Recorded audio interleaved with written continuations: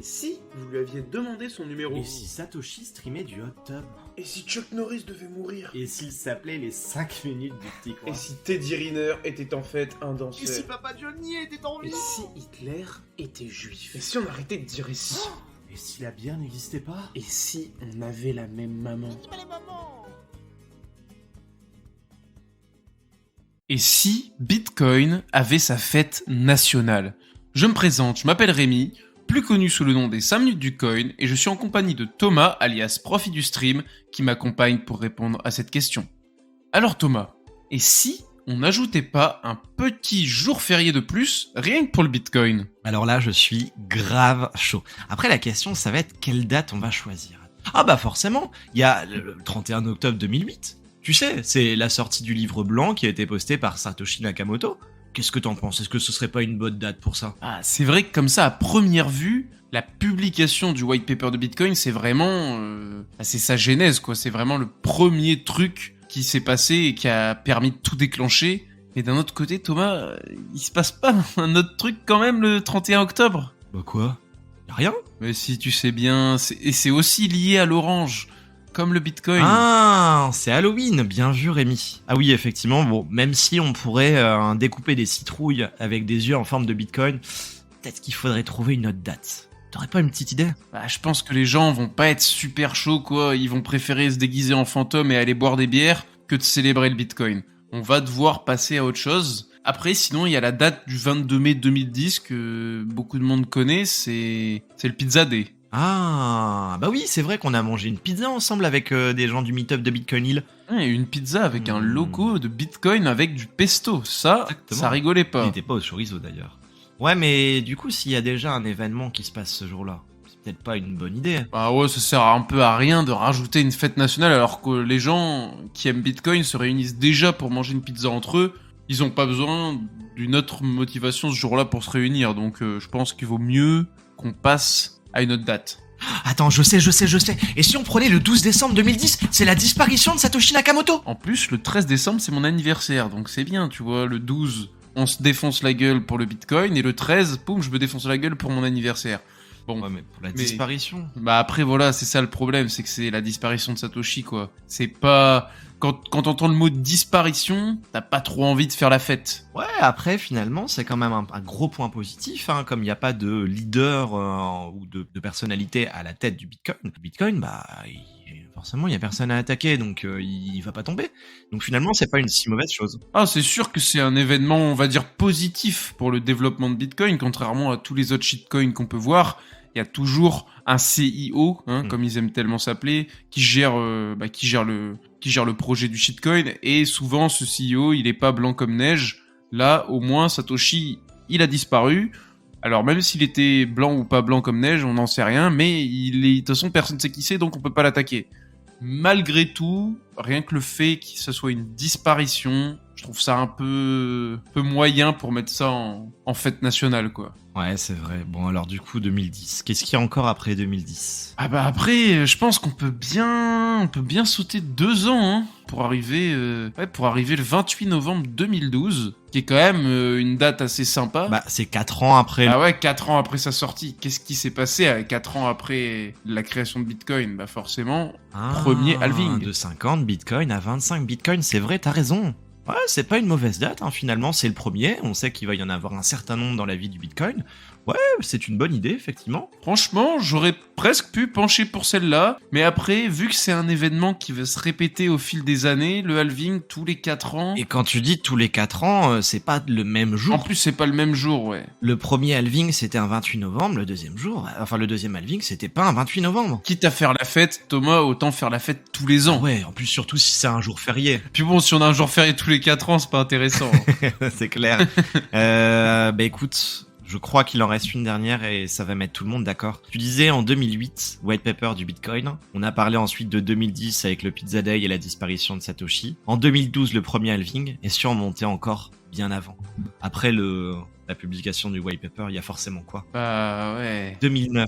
T'as une idée de quand c'est? Le 3 janvier, non? T'es vraiment beaucoup trop chaud. Juste après le nouvel an. Je n'ai pas du tout lu mes notes, Thomas. C'est de tête. Mais attends...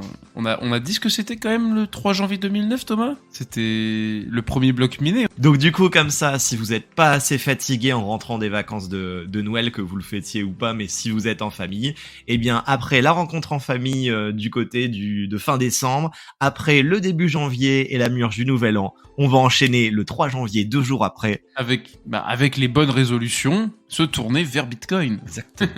Ah, c'est beau. Mais du coup, on a notre jour, le 3 janvier 2009. Mais du coup, il faudrait trouver des choses à faire ce jour-là. On ferait quoi, Rémi?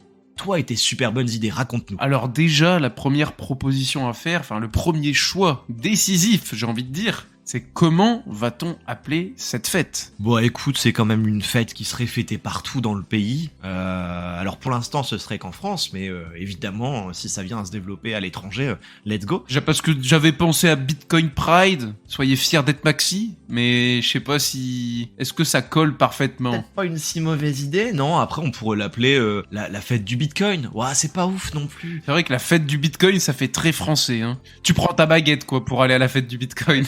Exactement, ça ton petit béret et ton petit bout de camembert. Non, moi je trouve une fête qui est sympa et qui collerait bien au Bitcoin, c'est le Saint Patrick's Day. On pourrait faire le Saint Bitcoin Day. Mais ouais, et au lieu d'être habillé tout en vert, on serait habillé tout en orange. C'est une très bonne idée, ça. Tout le monde aurait un code couleur. Exactement, un beau petit costard orange, là. Ah ouais, ça claquerait bien. Qu'est-ce qu'on pourrait mettre d'autre comme règle, entre guillemets, enfin comme tradition à instaurer, à part le code couleur vestimentaire orange? Bon, il y en a déjà une première. Par les couleurs, évidemment, il y a un truc qui est évident. Faut que tous les magasins partout en France, partout dans le monde, acceptent le Bitcoin, ah ouais. quoi. Enfin, ce jour-là, il faut pas autre chose, il faut pas de la fiat. Ça c'est une certitude obligatoire pour tous les commerçants d'accepter le Bitcoin pendant le Saint Bitcoin Day. C'est beau quand même. Mais alors, attends, du coup, s'il y a pas de fiat... Quitte à ne pas payer en fiat, autant aller jusqu'au bout de la démarche. Et alors? À ce jour-là, toutes les banques doivent être fermées. C'est une bonne idée, ça. Mais c'est pas sublime. Oh là, je pense qu'on va faire des émules parmi les personnes qui vont nous écouter ou qui vont avoir cette idée. Et je pense qu'on va lancer quelque chose. Ok. Ah ouais, là, BNP Paribas, la banque d'un monde fermé. Là, non, c'est terminé, là. Tu vas pas faire de retrait. Les distributeurs ne fonctionnent pas non plus, hein. Pas de fiat. C'est mort. Ah, c'est beau. Donc tout le monde en orange. Les banques fermées. On accepte le Bitcoin partout. Ok. Après, il y a une fête qu'on a dans le Nord, là. Tu sais, ça s'appelle les Berlouf. Alors, pour ceux qui connaissent pas le Nord, ouais, c'est un nom chelou. Mais qu'est-ce qu'on fait déjà au Berlouf exactement, Thomas? Eh ben, outre un lancer de poupées, il y a aussi et surtout le fait qu'on brûle un géant. Ah ouais, un grand feu de joie. Est-ce qu'on pourrait pas brûler quelqu'un? Mais qu'est-ce qu'on pourrait brûler? Ouais, brûler un mannequin, le mannequin de quelqu'un. Quelqu'un qui cherche à porter préjudice au Bitcoin. Non, il cherche pas à porter préjudice. Non, mais bon, un mec qui est un peu, qui a un peu fait de l'usurpation d'identité. Un petit peu. Il a été condamné quand même 2 fois, si mes souvenirs sont bons. Ouais, voilà. Bon, vous l'avez?